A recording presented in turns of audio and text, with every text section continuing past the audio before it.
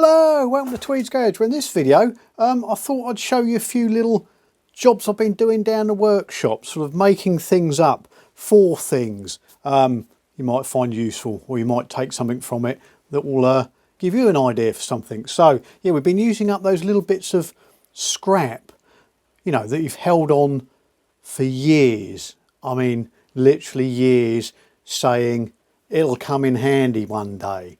Well, a few weeks ago, that day was that day. Yeah, so what we've been doing, we're making a few things. One of them was this, just a couple of bits. I had a bit of sort of aluminium angle kicking around, so I cut a couple of bits off. And because I bought a load of those neo medium magnets off of Amazon, you know, you buy them in big packs like this, these little sort of 10mm coin ones like that. I've got a load left over. I can't remember what I bought them for. Bought them for something, but you know, they come in useful for not just sort of sticking bits of paper up on the workshop, on the garage door and that, so you remember what you were doing, but you can use them to make tooling. So yeah, took these pieces of aluminium, we did stick them through the mill and just finish them off quite nicely on the edges, and of course deburred them. And then these are the magnets in their little recesses, and then got a milling cutter and milled 2 holes on each of them, like there and there, just deep enough so that the magnets go in sort of flush with the surface of the aluminium. And then with a bit of tiger seal, as recommended by a certain chap at Shed Racing, squidged them in there and cleaned off the excess, let them go off. And then these I use on the milling machine for keeping the parallels in place. You know, you can use a spring sometimes. Some people use a leaf spring, a little sort of, yeah, a little bit of spring or coil springs, but you've got to, you know, fiddle around and put them in under the job. Whereas these just sort of stick on the end of the vise and hold the parallels in the vise like this. I'll show you. So we're here at the vise. You put your parallels in like there and there, and of course, you know, sometimes they can fall over or they wander off, and they can be a nuisance if you're doing sort of production stuff. But yeah, you just get one of these like there, and then one there, and like that, and they stay where they're put. Now, yeah, you will notice that's a bit higher than these, but normally most of the work I do, these, I mean, they're normally over the other side, and they don't get in the way. But if ever they became a problem, I could just cut them in half and they'd still do the job just as well, you know, keeping the parallels in place. But that works quite nice, and once they're in there, you know, they ain't going anywhere. They just sit there like that. So that was the first one. Second one, where is it? My daughter, who likes going to IKEA and having a look around, other Swedish furniture stores are available, picks up some useful little things sometimes, and she came home with yeah, some of these trays. I mean, you might sort of see them at garden centres as well and stuff like that, but yeah, these are really cheap at IKEA. They're about a couple of quid, I think, not even that. And they do these ones, and then they do a sort of half one as well. So I was initially using them for sticking under the bikes, because they're just the right size when you're sort of, you know, taking an engine apart, things, you know, stick stuff in there rather than dropping them in the dirt like I normally do. But I had a problem on my vise down here. So this is the problem we were trying to get over. So the vise is here, and the, you know, you're busy filing away like that, and filings go all over the bench, all down the side, all over the vise, and then they go down the front of the bench, you know, and if you've got a drawer open, they all go, you know, in there, but it goes all over the handles, so you've got to clean the handles off all the time. And this trunk here, everything gets covered in it, makes a mess. So I thought, one of those trays might come in handy. So what I'd done, out the scrap bin again, a little bit of U-channel, just steel U-channel that I had. There's a bit down here and a bit down here. I'll take you down and show you around. Just bolted them up. How did I do to it? I just welded a couple of bits of angle iron to each bit to sort of bring it to the height just below the bench frame. And then one of those trays, he says, trying to do it single-handedly, one of those trays sits there like that, and you can just sort of move it forward so you don't catch it. And all your filings go into the tray. All your bits that you drop hopefully go into the tray, and then you can just sort of recover them and carry on without losing any sleep. And then when it gets a bit full, just take it out to the bin, bring it back in, tuck it back in, stick it back under the bench. Job's a good un. Yeah, so that was that. So IKEA trays, very good. I think they'll fit on the bench as well. So I might have one on the bench. You know, you'll see that, just to try and stop stuff falling on the floor. So next thing, in the scrap bin, had another issue. Sort of my steel stock was getting heavier, and then thanks to Gavin, he gave me some more stock, and yeah, it was getting very heavy. It's a bit chaotic in the workshop at the moment. We've got stock all over the floor, and it's making it difficult to walk around. Steel stock down there.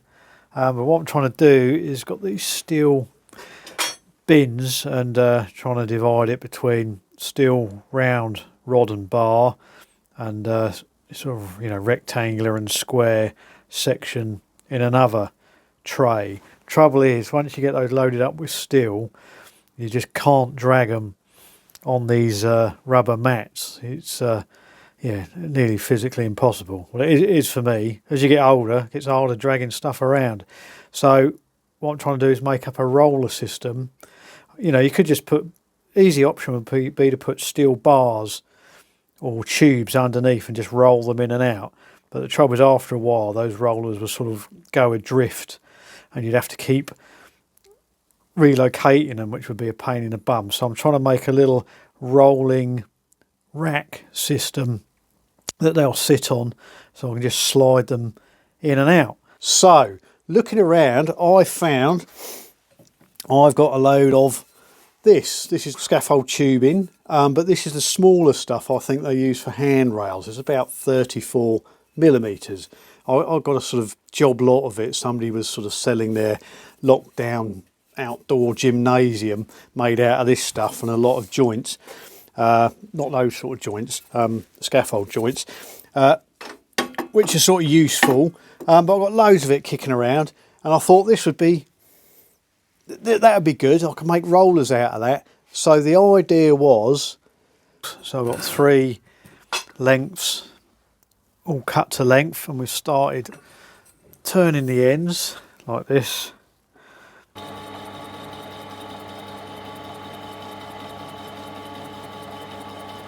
And then with them done, with my steel stock, I turned up 6 stub axles that were, you know, going to be a push fit into the tubing. So turned them down, and with those done, push fitted them into the axles.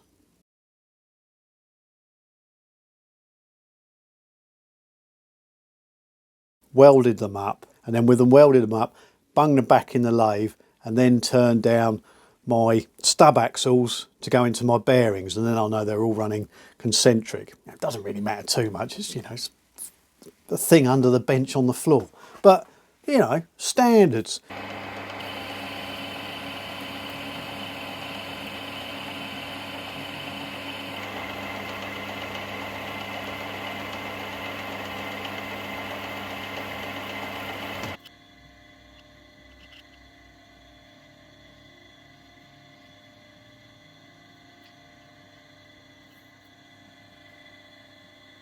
So with them welded on and all turned down, I then turned to making a frame to support the roller bearings. Had a route through my scrap bins again, and came up with Well, it was longer than this. This section of handy U-channel, really sort of heavy duty, nice square edge stuff that I had laying around. Took it out of an AA van that I had years ago, and it was one of those things, it sort of kept sort of going to use it in projects, but it was too nice to use. You know, you get a bit precious about these things, don't you? You sort of think, no, it's too good for that. I'll use some other old bit of crap. And so yeah, there it sat for about 13, 14 years. So I think its time had come.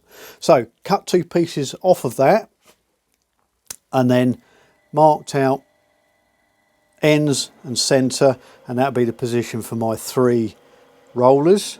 And with that worked out, I then moved to the milling machine, put the U sections in the milling machine, and then each hole drilled it with a small drill, and then ran a big drill through. That was fun, running a big drill through closest to the bearing size that I had in drills, which was 33mm drill that I whacked through there.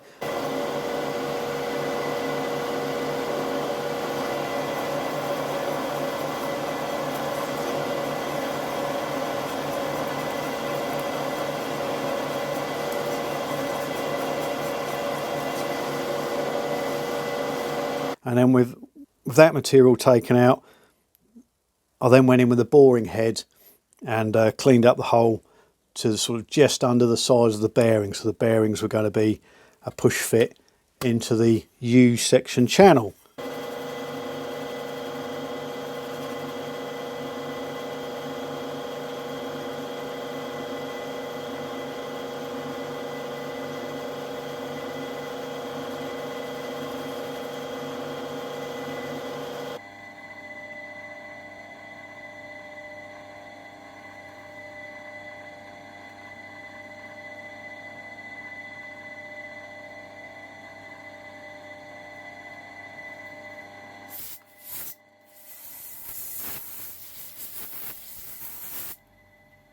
Like that.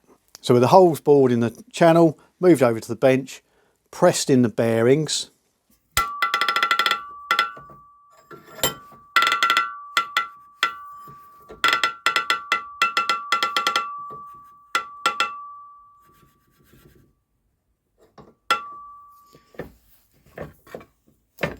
which went quite nicely, got them all pushed in nice and flat and square. And then to keep them in place, and you know, they're not going to be used very much, so they're not going to wear out, so there's no worry about that.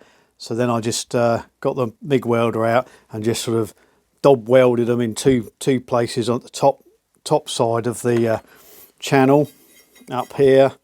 Didn't matter about the bottom because it's sitting in a recess on the bottom of the U section there, so it's supported at the bottom with a bit of a backstop on it. So in there nice and securely. And then it was a case of, with those made, bearings in, secured with the weldings. And then I had some long sections of 10mm bar stock kicking around, so cut off 2 lengths of that, tapped and drilled the ends for I think M6 bolts, drilled holes in the frame, and then bolted it all together.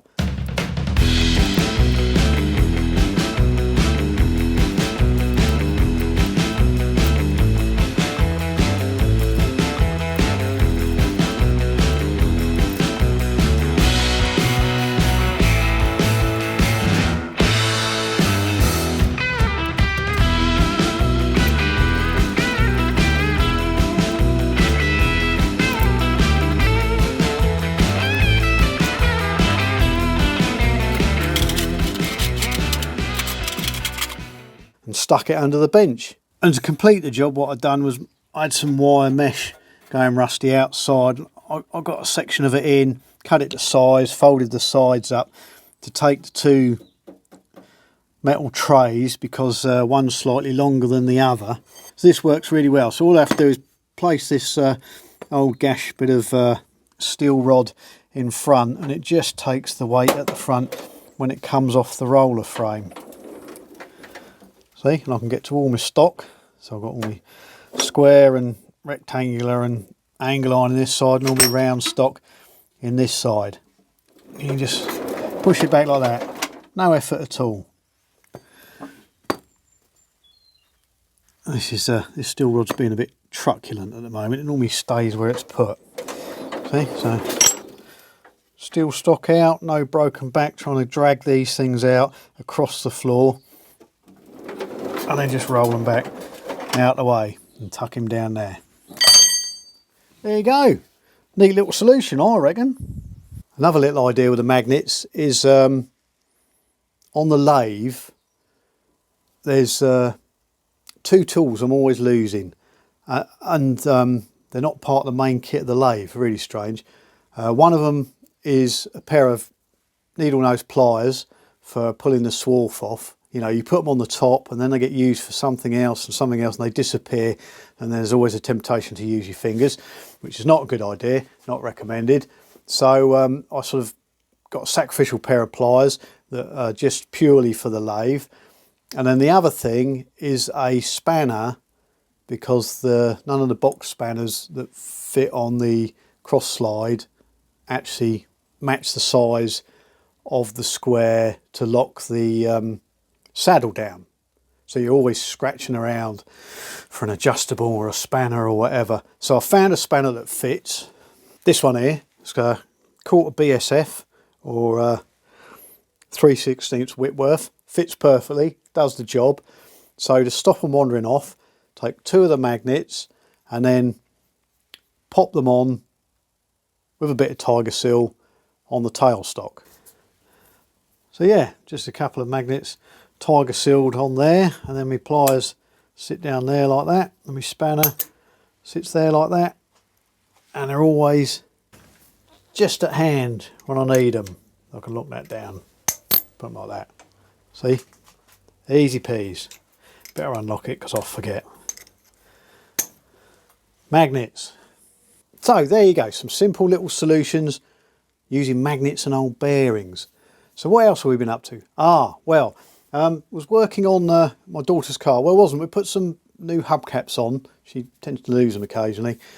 And when I put one of them on, one of the valves was sort of hissing when the securing wire was pushing up against it.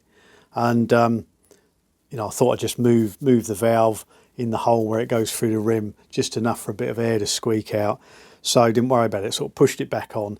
But anyway, the next day or the next eve, she come back home with a flat tyre, and it was that one. So when I took the wheel off and had a wiggle around, you could sort of get it to leak in a certain position. So the valve had sort of got a hole in it somewhere that needed sorting. So the trouble with those mushroom valves is you sort of they go from the inside of the wheel out, and you normally have to sort of fit them before the tyre. So you've got to take it along to a tyre place. Yeah, we've all been there. And, you know, then they've got to take the tyre off, and then they'll try and sell you a new tyre because the old tyre, it's a spare, you know, it's just a spare, that's all it is. So you didn't want to go, you think, I don't want to go through all that. There must be an easier way to fit one of those mushroom valves without taking the tyre off of the rim. And anyway, I sort of thought, well, maybe sort of you could hook it out, or, you know, just cut it off so the mushroom falls off and squeeze another one in. Must be a way to do it. And yeah, I went and had a look on the internet, good old internet. I thought somebody must have done it, you know, somebody must be doing this, somebody must have made a tool to do this, because yeah, nobody likes going to tyre shops. So yeah, and I found this. It's just basically a hook and then a tool that like they use in the tyre centres to sort of thread onto you put it through the hole, threads onto the mushroom, and then you pull it into place. And then I think a little insertion tool, and a pair of gloves, nice pair of gloves, and some spare valves. Yeah, little insert. So you've got a little insertion tube, a bit like I was trying to do on the Honda with the circlips, like that. So yeah, you bung it down there through the hole in the rim. So I thought we'd give it a go, do it live. Well, sort of live. I will edit it down, you know, because there'll be a lot of grunting and groaning, and we'll see if it works. Okay, right, I'll go and get the wheel and we'll be down on the floor. So let's have a close look at what you get in the valve replacement kit. So you get one of these sort of cross piece valve removing tools, and yeah, I think that's for sort of pulling valves. And then there's a pokey bit, not quite sure what that's for. Anyway, but then there's a standard, as we know, valve removing tool. Very useful, quite sturdy. So yeah, that'll come in handy. Hooky tool for hooking the original valve out. Some new replacement valve bodies. New valves to go in. And then you get this rod and the handle. Screws on there like that. That's just for inserting, pushing the new valve into the insertion tool like that. So there's that, and then a pair of gloves, but yeah, they look like children's gloves. I don't think we'll be putting those on. We take the valve. So okay, let's remove the old valve.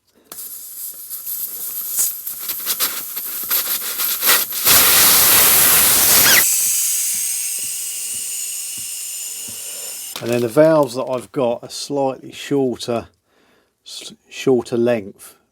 I mean, as I said, this is a spare, so that these will be fine just to keep this inflated as a spare.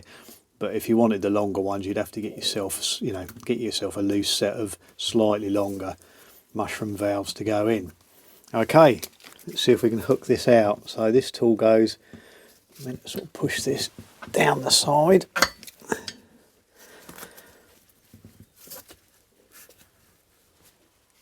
I think what I'll do, WD-40. I think you've got to get quite physical with this. There we go. And then turn it, and then hopefully hook in the hole in the valve. And then try and wiggle it out.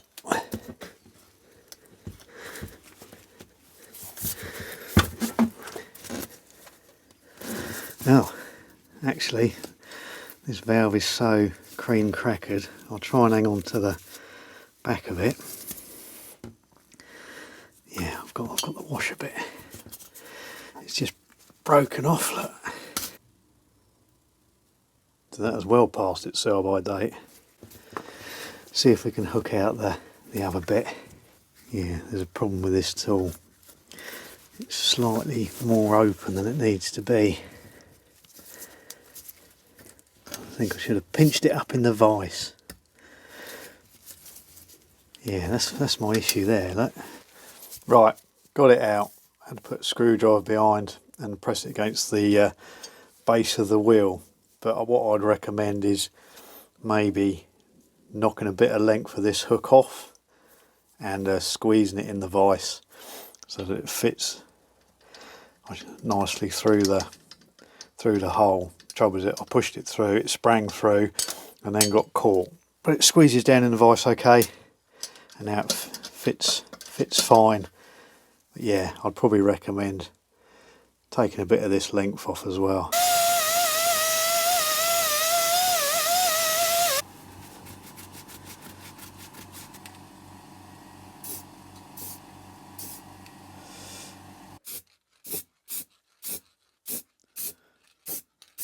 Yeah, they come with valves in anyway. Okay, I'll put it on our tool like so, and then give it a good old dosing.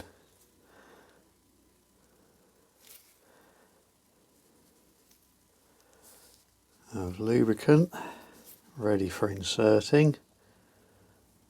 Behave, Jenkins. With our tube, line that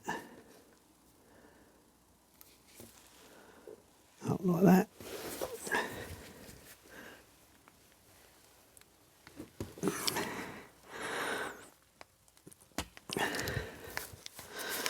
No, it'll take a bit of practice.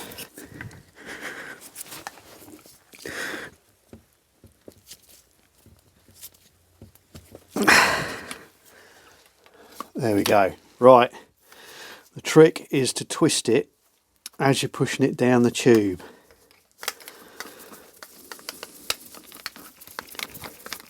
And and then it will go in. Just trying to push it down doesn't work because it tries to pop out the side between the tube and the wheel.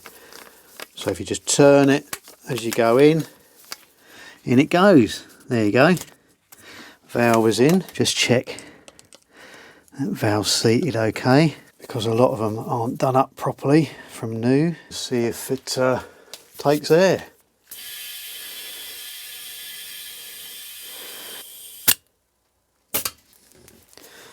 There we go. That works.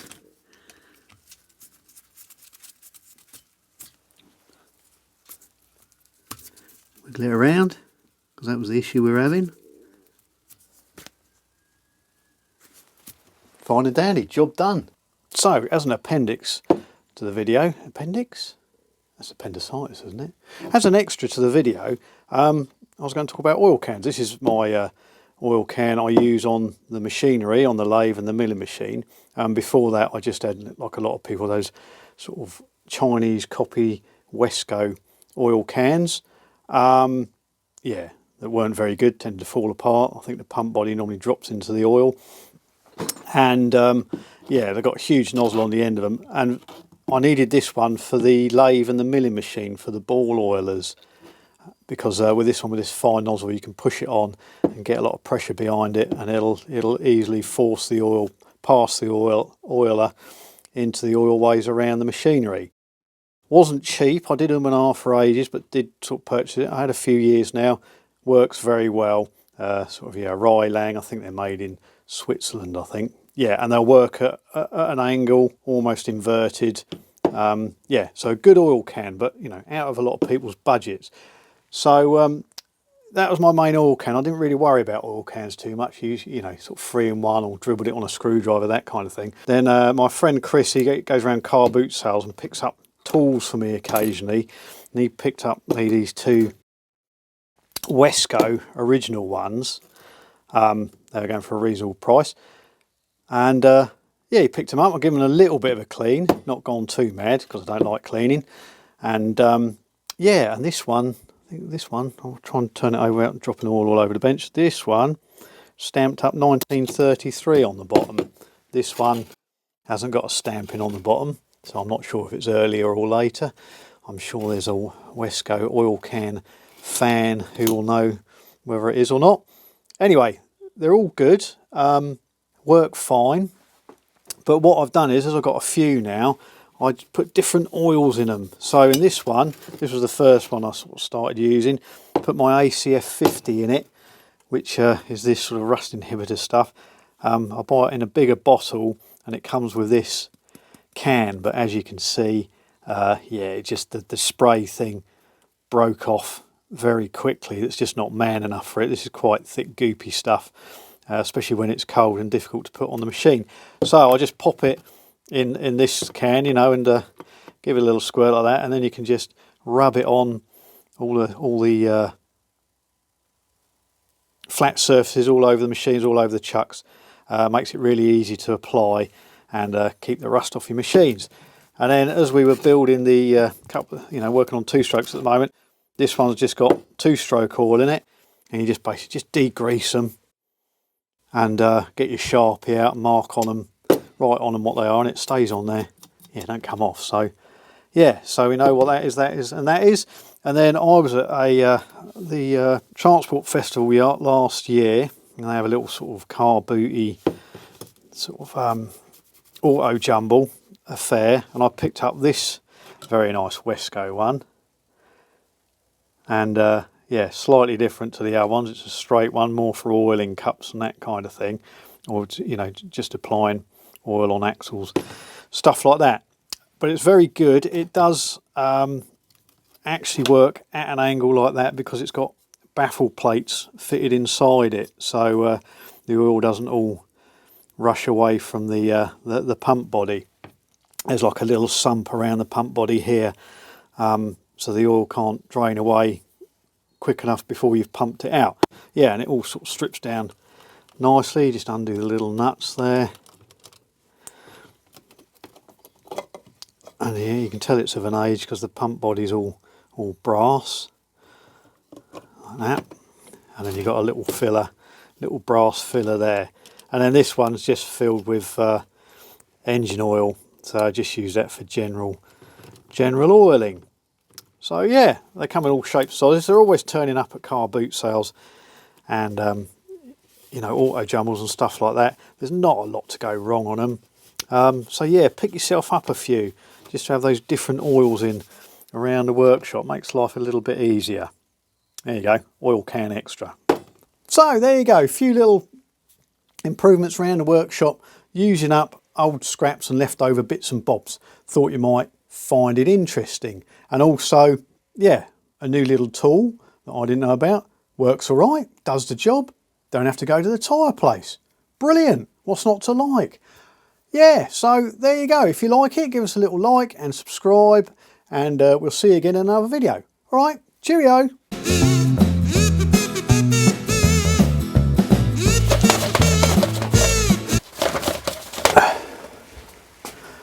The scene is set. Other Swedish furniture. Hello! Still, scraps. Yeah.